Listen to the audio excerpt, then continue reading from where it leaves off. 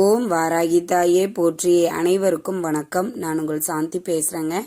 இன்றைய பதிவில் நாம் என்ன பார்க்க போகிறோம் அப்படின்னு பார்த்தீங்கன்னா, உங்கள் பூஜை அறையில் இந்த படம் வையுங்கள், திடீர் அதிர்ஷ்டம் ஏற்படும், திருஷ்டிகள் அண்டாது அப்படின்னு சொல்லியிருக்கோம் இல்லைங்களா?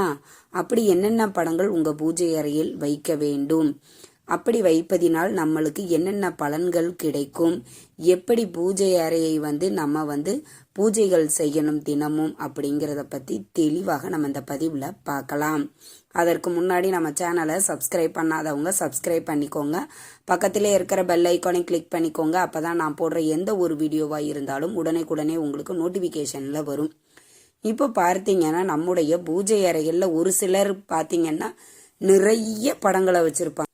எந்த கோவிலுக்கு போனாலும் அங்கிருந்து ஒரு படத்தை வாங்கி கொண்டு வந்து நம்மளுடைய பூஜை அறையில் வைப்பது எல்லாருக்குமே ஒரு பழக்கமாக இருக்கும். ஆனால் நம்முடைய பூஜை அறையில் ரொம்ப கசகசன்னு நிறைய சாமி படங்கள் வைப்பதை தவிர்க்க வேண்டும்.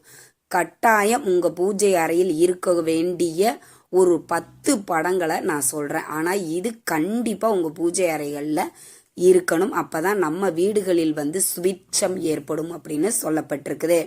சரி, என்னென்ன சுவாமி படங்கள் அப்படிங்கிறத ஒன்னொன்னா நம்ம பார்க்கலாம். முதல்ல பார்த்தீங்கன்னா, முருகர் ராஜ அலங்காரத்தோட முருகர் இருப்பது மிக மிக சிறப்பு வாய்ந்தது. நிறைய வீடுகளில் பார்த்தீங்கன்னா தம்பதி சமையரா இருக்கணும் அப்படிங்கிறதுக்காக வச்சிருப்பாங்க. நிறைய பேர் ராஜ அலங்காரத்தோட முருகரை வச்சிருப்பாங்க. ஒரு சிலர் அறுபடை வீடுகளை கொண்ட முருகன் படங்கள் வச்சிருப்பாங்க. உங்களுக்கு எது பிடிக்குதோ அதை வச்சுக்கலாம். ஆனால் ராஜ அலங்காரத்தோடு இருக்கக்கூடிய முருகப்பெருமானை வைப்பது மிக மிக சிறப்பு வாய்ந்தது. இரண்டாவதாக பார்த்தீங்க அப்படின்னா, பெருமாளினுடைய படம்.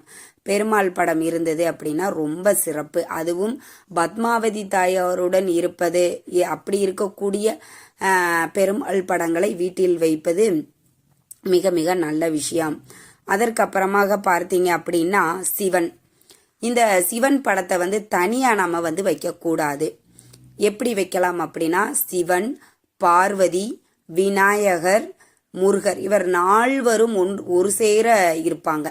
அப்ப இந்த 4வரும் இருக்கக்கூடிய அந்த படத்தை வாங்கி வீட்டில் வைப்பது நல்லது. இது குடும்ப ஒற்றுமை ஏற்படும் அப்படின்னு சொல்லப்பட்டு இருக்குது. நிறைய பேர் குடும்பத்துல ஒரு சில வாக்குவாதங்களால அந்த குடும்பம் ஒற்றுமையாகவே இருக்காது.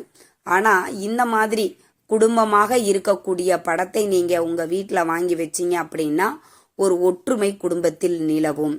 அதற்கப்புறமாக பார்க்க கொள்வது குபேரர் படம்.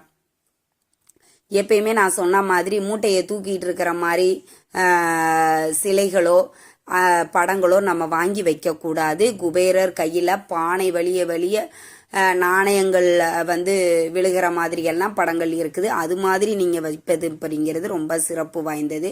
அதே மாதிரி லட்சுமி குபேர பூஜைக்கு லட்சுமி குபேரர் படம் வாங்கி வைப்பது அப்படிங்கிறது ரொம்ப நல்லது.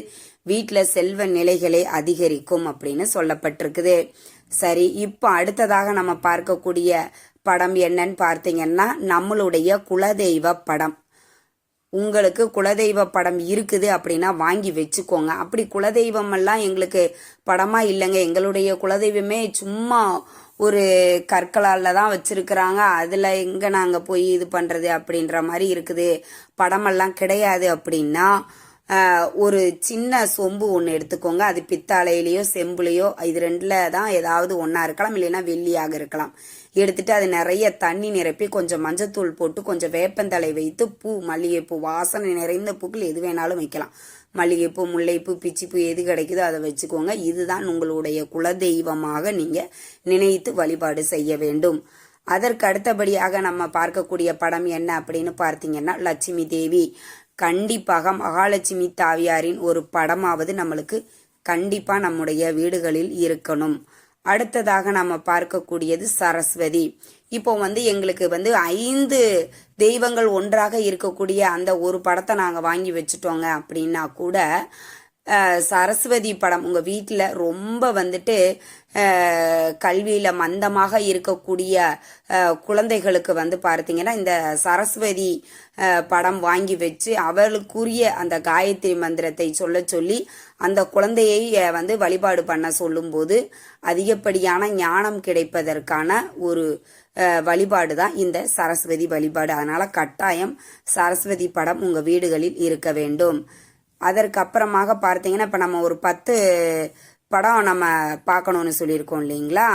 அதற்கு அப்புறமாக நம்ம பார்க்கக்கூடிய படம் என்னன்னா பரம்பரையாக நம்ம வந்துட்டு ஒரு படம் வச்சுருப்பாங்க. நம்மளுடைய மாமியார் அவங்களோட மாமியார் அப்படின்னு இது வந்து எங்களுடைய பரம்பரையாக நாம் வந்து கும்பிட்டுட்டு வரக்கூடிய இந்த தெய்வத்தை நீயும் வழிபாடு செய்யுங்கள் அப்படின்னு நம்மளுடைய முன்னோர்கள் வந்து கொடுத்துருப்பாங்க இல்லைங்களா. அந்த படம் வந்து நம்ம வீட்டில் வச்சிருப்பது அப்படிங்கிறது ரொம்ப நல்லது. இப்போ 10வதாக பார்க்கக்கூடிய படம் என்ன அப்படின்னு பார்த்தீங்கன்னா கோமாதா படம் சிலை எது வேணாலும் நீங்கள் வாங்கி வச்சுக்கலாம். ஆனால் கண்டிப்பாக இந்த கோமாதா படம் வாங்கி வைப்பது அப்படிங்கிறது ரொம்பவே சிறப்பு வாய்ந்தது. சரி, இப்போ பூஜை அறைக்குள்ளே இருக்கக்கூடிய அந்த படங்களை சொல்லியாச்சு. இப்போ வீட்டிற்கு வெளியில் கண் திருஷ்டிகள் படாமல் இருக்குவதற்கும் வெளியிலிருந்து வரக்கூடிய எதிர்மறை ஆற்றல்கள் நம்ம வீட்டுக்குள்ளார வராமல் இருக்குவதற்கும் தீய சக்திகள் எதுவும் அண்டாமல் இருப்பதற்கும் ஒரு சில படங்கள்னு வந்து நம்ம வீட்டு வாசல்ல மாட்டுவோம் இல்லைங்களா. அதுல குறிப்பாக இந்த 3 படங்களை மாட்டி வைங்க. நிச்சயம் உங்க வீட்டுல தீய சக்திகளை அண்ட விடாது.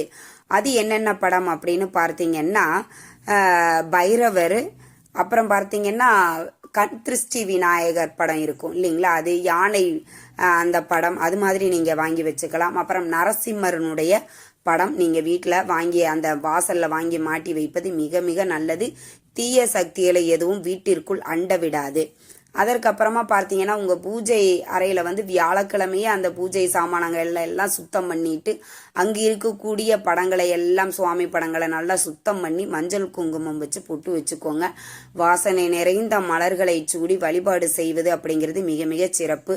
தினமும் செய்ய முடியாதவர்கள் வெள்ளி செவ்வாய்க்கிழமைகளில் கண்டிப்பாக நிச்சயமாக உங்களால் முடிந்த ஒரு நெய்வேத்தியத்தை வச்சு உங்களுக்கு கிடைக்கக்கூடிய மலர்களால் அலங்காரம் பண்ணி ஸ்பெஷலாக தீபாராதனை எல்லாம் காட்டி நீங்கள் வழிபாடு செய்வது உங்கள் குடும்ப முன்னேற்றத்தை ஏற்படுத்தும். அதே மாதிரி பார்த்தீங்க அப்படின்னா சாம்பிராணி, இந்த சாம்பிராணி போடுவது மிக மிக அற்புதமான ஒரு பலனை தரக்கூடியது. இப்போ கண் திருஷ்டிக்காக வைக்கக்கூடிய கடவுளுக்கு வந்து நம்ம பூக்கள் வைக்க மாட்டோம். ஆனால் இந்த சாம்பிராணி காட்டுவது அதனுடைய சக்தியை வந்து பெருக்குவதற்கு சமம். அதனால சாம்பிராணி போடுவது மிக மிக நல்லது. உங்களுக்கு கண் பார்வைகள் கண் திருஷ்டிகள் எதிரி தொல்லைகள் நீங்கணும்னா அந்த சாம்பிராணியில வெண்கணுகு போட்டு சேர்த்து பண்ணுவது மிக சிறப்பு. எப்பவுமே ஒரு தெய்வீக மனம் மணந்து கொண்டே இருக்கணும் எங்க வீட்டில். ஏன்னா பால் சாம்பிராணி அது போடுவாங்க. அதெல்லாம் நீங்க வாங்கி போடுவது மிக மிக ஒரு அற்புதமான நற்பலன்களை தரக்கூடியது. இந்த தகவல் உங்களுக்கு ரொம்பவுமே பயனுள்ளதாக இருந்திருக்கும்னு நினைக்கிறேங்க. வீடியோ பிடிச்சிருந்தா லைக் பண்ணுங்க, ஷேர் பண்ணுங்க, கமெண்ட் பண்ணுங்க. இந்த பதிவை உங்களுடைய உற்றார் உறவினர்கள் நண்பர்களுக்கும் ஷேர் பண்ணுங்க. அவங்களும் பார்த்து பயன்பெறட்டும். நன்றி, வணக்கம்.